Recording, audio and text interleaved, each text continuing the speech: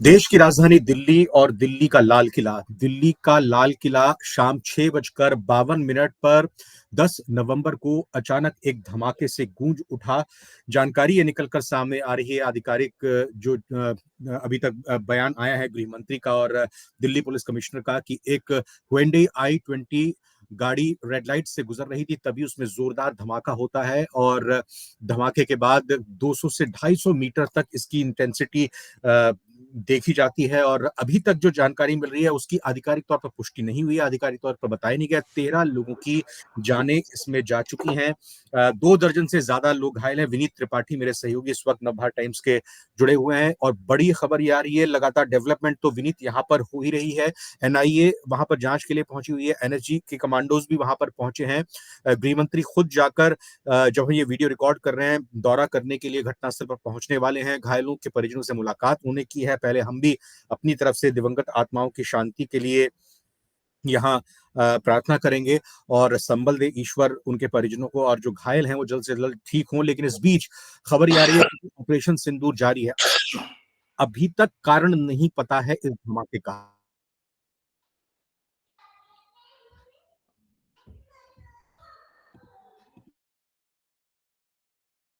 ये स्थिति साफ, लेकिन बड़ी खबर जो सोर्सेस सीएचक्यू यानी कि जो पाकिस्तान आर्मी का जो ग्रुप हेडक्वार्टर है, जो मुख्यालय है रावलपिंडी में, वहां पर कल एक बड़ी बैठक बुलाई गई है, एक बड़ी इमरजेंसी मीटिंग कॉल की गई है। रविंद्र जी, अब आवाज सवाल नहीं आई, यहाँ तक आवाज नहीं आई। मैं ये कह रहा हूँ कि एक बड़ी मीटिंग पाकिस्तान में ग्रुप हेडक्वार्टर जो रावलपिंडी में उनका जो मुख्यालय है सेना का, वहां आर्मी पर एक बड़ी हेडक्वार्टर का। मीटिंग बुलाई गई है। हम्म। अब ये बड़ी मीटिंग, अब आप उसी स्टेटमेंट को याद कर लीजिए जिसमें कहा गया था कि ये ऑपरेशन सिंदूर खत्म नहीं हुआ, ऑपरेशन सिंदूर जारी है। इनसे साफ साफ उस समय कह दिया गया था कि अगर अब आपकी तरफ से किसी भी तरह का हमको कोई भी ये होगा कि आपकी तरफ से अटैक किया गया, तो भारत इसको सीधे डायरेक्ट ऑफ वॉर मानेगा। डायरेक्ट ऑफ वॉर मतलब ये कोई आतंकी घटना नहीं मानी जाएगी, ये डायरेक्ट ऑफ वॉर माना जाएगा। फिर वॉर का जवाब भारत वॉर के रूप में ही देगा। अब रविंद्र जी, बहुत बड़ी ये चीज है कि अभी जो मेरी सोर्सेस और बहुत सारे लोगों से अभी मेरी हाल फिलहाल यहाँ पर बात हो रही थी, वहां पर आफ्टर एक्सप्लोसिव एक टीम होती है जो कि एनएसजी के तहत काम करती है, वो भी हम्म। वहां पर पहुंची हुई है। वो ये जानकारी कर रही है कि एक्सप्लोसिव कितना था, कितनी हम्म। क्वांटिटी का था, और एक्सप्लोसिव था कौन सा, हम्म। और उसको किस तरह से कनेक्ट किया गया था, और ये हम्म। क्या कितने एरिया को टारगेट कर सकता है। इन सब बातों में, पैरामीटर्स में जांच हो रही है। वो एनएसजी के तहत काम करती है टीम, वो वहां पर पहुंची हुई है और हम्म। उसका काम सिर्फ इतना है, वो बताएगी। मुझे लगता है 4 घंटे के समय के अंदर अंदर हम्म। आपको ये पता चल जाएगा कि वो एक्सप्लोसिव कौन सा था, एक्सप्लोसिव की तीव्रता कितनी थी, सीएनजी टैंक जो उस गाड़ी पे लगा था उसका क्या रोल था, और इन सब बातों पे अभी आपको सारी जानकारी हो जाएगी। लेकिन पाकिस्तान भड़बड़ा गया है। आपने जो बताया कि हाई लेवल हम्म। मीटिंग कराई जा रही है, उसको पता है कि ऑपरेशन सिंदूर ऑन गोइंग, और पूरी दुनिया को हिंदुस्तान ने बता दिया था कि अगर इसको इस तरह से अगर कोई हमला अब होता है, तब हम्म। तो चलिए। आपने 72 घंटे के बाद आपके डीजीएमओ ने हमारे सामने एक अपील की थी कि हाँ भाई ठीक है, हमारी आर्म फोर्सेस की तरफ से, रविंद्र जी, उस समय कहा गया था कि जो हमारे टारगेट थे, वो हमारे क्लियर हो गए थे। तब तक हमने अपने जितने हमारे टारगेट थे हमने उनको तो क्लियर कर लिया था। ठीक। इसके बाद हमने उसको सीज फायर की उनकी शर्तों को माना है। अब की बार जो ये है, ये बहुत बड़ा एक मैसेज, और ये आप ये समझ लीजिए कि पाकिस्तान में हड़कंप मचना तय है, और इसीलिए उन्होंने ये हाई लेवल मीटिंग बुलाई है क्योंकि डॉन जो उनका एक अखबार है, एक मीडिया हाउस है, जो एक तरह से कहें कि मुखपत्र माना जाता है पाकिस्तान की सरकार का, आईएसआई का, उसकी तरफ से उसकी वेबसाइट में हेडलाइन ली गई है कि at least 8 dead in explosion near red fort in India's new Delhi.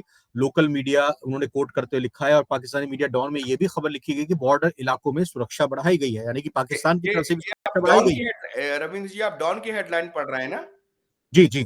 ये डॉन की है, हाँ।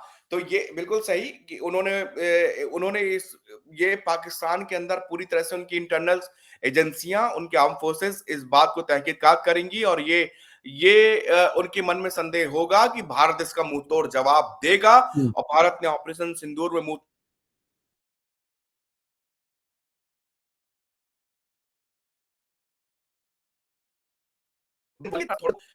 जो वहां पर तो साफ तौर एजेंसीज पर काम विनीत कर रही यहाँ हैं। पर जी बोलिए जी, बोलिए, थोड़ा नेटवर्क चला गया था आपका, प्लीज हाँ, कंप्लीट मैं कह कीजिए। रहा था वहां पर जो टीमें पहुंची हुई है, एनएसजी, एनआईए, स्पेशल टीमें वहां पर काम कर रही हम्म हैं रविंद्र जी। हम्म और मैं आपको बता दूं, कुछ बहुत वेरी वेरी सेंसिटिव, वेरी हम्म ऐसी टीमें वहां पर मौजूद हैं जिनकी जो एक एक चीज को, एफएसएल की बात हम्म करें, फॉरेंसिक टीमें अलग चीज की जांच कर रही हैं।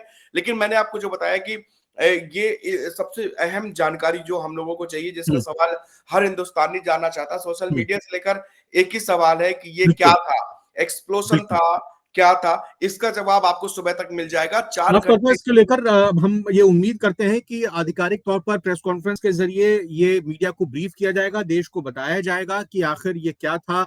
अब ये पुलिस कमिश्नर दिल्ली की तरफ से बताया जाता है, गृह मंत्रालय की तरफ से खुद आकर आगे बताते हैं। चूंकि अभी गृह मंत्री भी दौरा करेंगे, इसीलिए सारे एविडेंस और सारी जो अब तक की जो जानकारी है उसको भी समाहित करके, उसको कंक्लूड करके बताने की कोशिश की जाएगी। इस बीच जल्दी से हम बीबीसी, जो कि अंतर्राष्ट्रीय मीडिया है, उसकी तरफ से भी जो हेडलाइन ली गई है, उन्होंने भी कहा है कि इसी जगह से भारतीय पीएम भाषण देते हैं। जी हाँ, उन्होंने हेडलाइन में लिया है कि 8 killed after explosion near major Delhi landmark police says. ये उनकी तरफ से भी बात निकल कर आई है। अब ये देखना होगा कि पाकिस्तान में जो आर्मी की मीटिंग कॉल की गई है, तो वो किस लिहाज से ये मीटिंग बुलाई गई है, वो तो हम समझ रहे हैं कि क्या उनका मकसद हो सकता है। क्योंकि ऑपरेशन ये कहें कि एक्सरसाइज त्रिशूल 10 नवंबर, आज ही की तारीख का 30 अक्टूबर से लेकर 10 नवंबर तक ऑपरेशन त्रिशूल जारी, और उसके बाद फिर 13 नवंबर से लेकर 20 नवंबर तक हम नॉर्थ ईस्ट में भी एक एक्सरसाइज इंडियन एयरफोर्स की करने जा रहे हैं। ऑपरेशन सिंदूर लगातार वैसे भी जारी है, लेकिन फिर भी यही कहेंगे कि संयम, धैर्य रखने की जरूरत है। क्योंकि अभी तक जब तक कोई आधिकारिक तौर पर जानकारी नहीं मिल जाती इस विस्फोट के, इस धमाके के पीछे कौन लोग हैं, क्या कारण है, वो कहना बहुत जल्दबाजी होगा। लेकिन जिस तरह की खबरें मीडिया में आ रही हैं, जिस तरह की डेवलपमेंट सोर्सेज से आ रही हैं, वो हम अपने व्यूअर्स को यहाँ तक पहुंचा रहे हैं। कंक्लूड रिमार्क आप करेंगे विनीत, और फिर उसके बाद बिल्कुल रविंद्र दिव्यांशु भी जी, हम स्पॉट पर लोग पहुंचे, उनसे भी बात करेंगे। फौरी तौर पर हम अभी भी किसी भी आकलन, कोई भी कयास, कोई भी हम्म सूत्र, मैं इन सब बातों को अभी थोड़ी देर के लिए स्टॉपिस लगाते हैं। हमारे हम्म पास जो की चीजें हैं, लेकिन जब तक हम्म हम वेट करेंगे कि इसका जो सही जायज जानकारी है वो होम मिनिस्ट्री देती है, एनएससी की तरफ से आता है, एनआईए कुछ करती है, या फिर मुझे लगता है कि रविंद्र जी, मुझे ऐसा लगता है कि शायद हम्म, दिल्ली पुलिस कमिश्नर कल सुबह इस बारे में सारी चीजें आपको ठीक, क्लियर कर देंगे। जी मुझे सुबह तक का वेट है, 7 से 8 बजे मुझे लगता है दिल्ली पुलिस कमिश्नर आपके एक बाकायदे प्रेस कॉन्फ्रेंस करके इसके बहुत सारी चीजों से पर्दा उठा देंगे। जी। दूसरी बात रही कि हमारी आर्म फोर्सेस, इस समय आपने त्रिशूल का जिक्र किया, वो पूरी एक्सरसाइज चल रही है। हम्म दूसरी चीज पाकिस्तान, तीसरी बात जो मैं अंतिम कहूंगा, पाकिस्तान के अंदर हड़कंप मचा हुआ है। हम्म पाकिस्तान ऑलरेडी एक वॉर में इनबिल्ड है तालिबान के साथ में, उसकी हम्म बहुत ज्यादा वहां पर आर्म जिसकी फोर्सेस है रविंद्र जी, उनकी डर का सबसे बड़ा कारण ये है हम्म कि उनकी आधी से ज्यादा जो फोर्सेस है, एक बड़ा भाग वो जो है खैबर पख्तूनख्वा के इलाके पे डिप्लॉयमेंट हम्म किया गया है।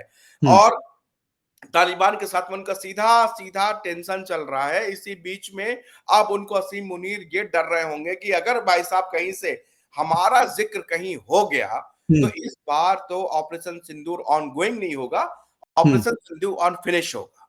बिल्कुल। मैं बहुत बहुत धन्यवाद करना चाहूंगा आपका, और अपडेट लगातार हम आगे की वीडियोस में देते रहेंगे। विनीत, फिलहाल बहुत बहुत शुक्रिया आपका। बहुत शुक्रिया। नवभारत टाइम्स के साथ लगातार अपडेट्स के लिए हमारे व्यूअर्स से गुजारिश है, आप बने रहिए। पूरी ऑथेंटिक और आधिकारिक तौर पर आपको खबरें हम लगातार पहुंचाते रहेंगे। शुक्रिया। बहुत शुक्रिया।